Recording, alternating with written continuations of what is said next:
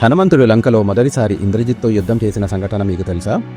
Hello friends, ఈరోజు మనం రామాయణంలో హనుమంతుడు లంకలో ప్రవేశించిన తర్వాత ఇంద్రజిత్ మరియు రావణి సైన్యంతో ఎదురైన తొలి పోరాటం గురించి తెలుసుకోబోతున్నాం. హనుమంతుడు లంకలో అడుగుపెట్టగానే రాక్షస సైన్యం అతన్ని గుర్తించింది.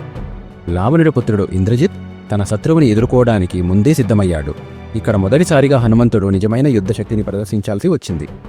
ఇంద్రజిత్ అతి శక్తివంతుడు. మాయాశక్తులు, అగ్రశక్తి, ఆయుధాలు మరియు రాక్షస సహాయంతో హనుమంతుడిని ఎదుర్కొన్నాడు. ఇక్కడ యుద్ధ సీన్ చాలా సస్పెన్స్ఫుల్గా ఉంటుంది, ఎందుకంటే ఇంద్రజిత్ కేవలం శక్తివంతుడే కాకుండా వ్యూహాలు కూడా చాలా తెలివిగా ప్లాన్ చేసేవాడు.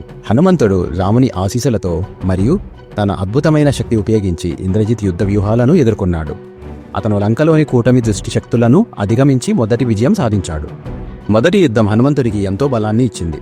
ఇంద్రజిత్ అతడిని తక్కువగా అంచనా వేశాడు, కానీ హనుమంతుడి ధైర్యం మరియు తెలివి చూసి భయపడతాడు.